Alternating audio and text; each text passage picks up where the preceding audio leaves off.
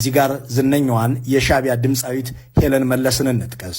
ድምፃዊቷ ከ2 ዓመት በፊት ሻቢያና ብልጽግና ኢትዮጵያን ለማያባራ እልቂት የዳረገውን ጦርነት በሰሜን ኢትዮጵያ ሲያካሂዱ እርሷ በበኩሏ ቆራርጠን እንሽላሊት አደረግናቸው በማለት ትዘፍን ነበር። አረንጓዴ፣ ቢጫ፣ ቀዩን የኢትዮጵያ ሰንደቅ ዓላማ እንዲወክሉ ያደረገቻቸውን ገጸ ባህሪያት በማልበስና ከአህዮች ጋር አመሳስላ በመቅረጽ በሰራችው የሙዚቃ ቪዲዮ ኢትዮጵያን የመበታተን ሥራ እያከናወኑ እንደሆነ በሚያሳይ መልኩ ዘፍነዋለች።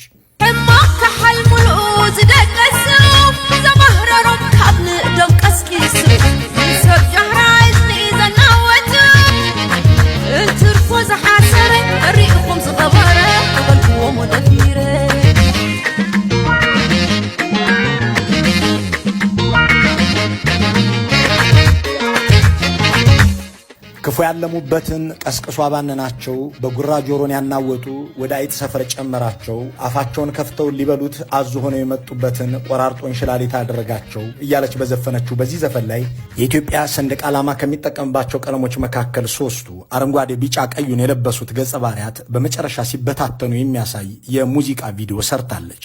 አረንጓዴ፣ ቢጫ፣ ቀዩን ሰንደቅ ዓላማ የለበሱት ሰዎች ኤርትራን እንዲወክል በተደረገው ገጸ ባህሪ ተሸንፈው ሲበታተኑ የሚያሳየው ይህ ሙዚቃ ቪዲዮ ትክክለኛውን የሻቢያ ዕቅድ የሚያሳይ ነው።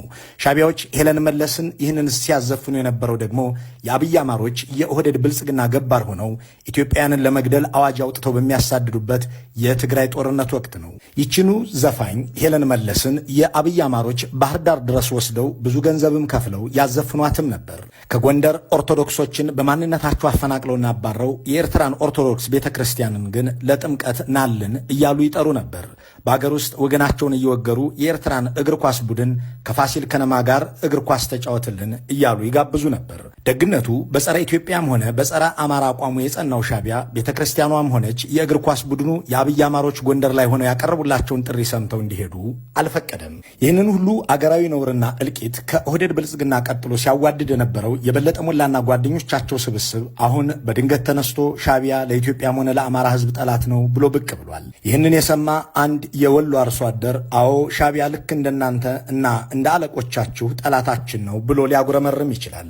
በዚህ ዝግጅት የአብይ ብልጽግና ንቅናቄ ስንል የጠራነውን የበለጠ ሞላና ጓደኞቻቸውን ስብስብ የቀድሞ አባላቸውና አሁንም በፓርላማ የሚገኙት ደሳለኝ ጫኔ የጥቅም ማስጠበቂያ ፓኬጅ ይሉታል። ከሳቸው አስተያየት ላይ ጥቂት አረፍተ ነገሮችን አክለን ጥንቅራችንን እናጠናቅ። እንዲህ ይላሉ። ፓርቲው ህልውናው እንደሌለ የሚቆጠር የጥቂት አመራሮች የስልጣንና የጥቅማ ጥቅም በተደጋጋሚ እንደምለው ከምግብ ዋስትና ማረጋገጫነት ሴፍቲኔት ፓኬጅ የዘለለ ፋይዳ የሌለው ድርጅት እንዲሆን በተጠና መንገድ ተደርጓል። ከዚህ በኋላ ከመኖሩ ይልቅ ባለመኖሩ የአማራን ህዝብ የሚጠቅም ፓርቲ ነው። የአማራን ህዝብ ባይጠቅም እንኳን የማይጎዳ ቢሆን ኖሮ የተሾሙት አመራሮች እንጀራ በልተው ቢያድሩበት በግሌ ችግር የለብኝም። መልካሙን ሁሉ መመኘት በዚሁ እንሰናበታለን።